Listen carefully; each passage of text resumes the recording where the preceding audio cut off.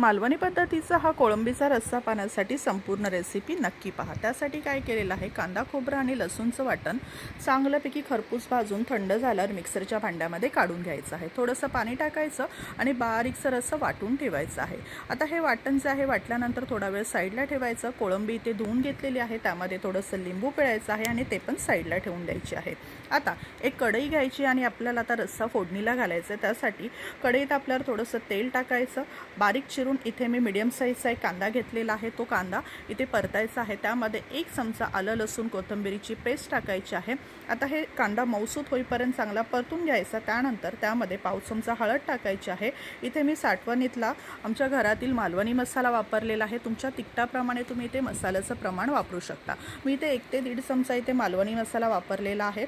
एक बटाटा घेतलेला आहे, तो चांगला धुवून सालीसकटच इथे मी बटाटा वापरलेला आहे। धुवून असा चिरून घ्यायचा आहे आणि सालीसकट बटाटा वापरला ना मंडळी की त्या बटाट्याला चवच खूप छान अशी येते। आता बटाटा यामध्ये टाकल्यानंतर थोडा वेळ परतायचा आणि त्यामध्ये कोळंबी आपण जी आता इथे लिंबू टाकून ठेवलं होतं, तर ती कोळंबी आता आपल्याला इथे काढून घ्यायची आहे आणि ह्याच्यामध्येच ह्या वाटणामध्येच आपल्याला ती आता कोळंबी परतून घ्यायची आहे।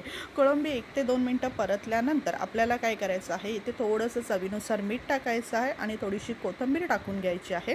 आता हे परतून झाल्यानंतर थोडा वेळ आपल्याला हे काय करायचं आहे की असं सुकंच आपल्याला थोडंसं शिजवून घ्यायचं आहे। त्यासाठी थोडा वेळ ह्यासाठी 3 ते 4 मिनटासाठी झाकण ठेवून घ्यायचं आहे।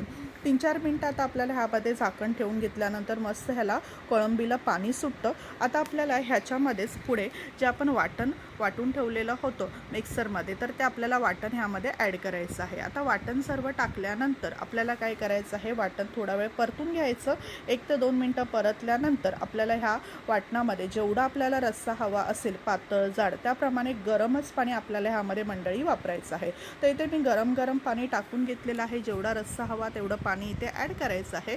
थोडा वेळ परतायचं आणि पुन्हा जो बटाटा आणि कोळंबी आहे पूर्णपणे शिजवण्यासाठी यावरती झाकण ठेवायचं आहे। साधारण 7 ते 8 मिनटं मी इथे झाकण ठेवून घेतलेलं आहे। 7 ते 8 मिनटानंतर तुम्ही बघू शकता हा जो रस्सा आहे ना, त्याला मस्तपैकी असं तेल सुटतं आणि हा रस्स्याची चव तर औरच येते मंडळी। तर बघा इथे आपली कोळंबी आणि बटाटा मस्तपैकी इथे शिजला आहे की नाही ते पहिल्यांदा चेक करून घ्यायचं। बटाटा शिजला नसेल तर पुन्हा थोडा वेळ 1-2 मिनटासाठी झाकण ठेवून द्यायचं आहे आणि शिजवून घ्यायचं आहे। तर इथे बघा मी बटाटा चेक करून घेतला होता, तर बटाटा मस्तपैकी मऊसूत असा आपला शिजला होता। तर आपला इथे रस्सा जो आहे कोळंबीचा रेडी झालेला आहे मंडळी। तर तुम्ही असा रस्सा करून बघा, खूपच छान असा चवीला लागतो। वरतून थोडीशी कोथिंबीर टाकून घ्यायची आहे। रेसिपी आवडली असेल तर चॅनलला सबस्क्राईब करायला मात्र विसरू नका मंडळी। हा जो कोळंबीचा रस्सा आहे त्याची रेसिपी जास्तीत जास्त लोकांपर्यंत शेअर करा, लाईक करा आणि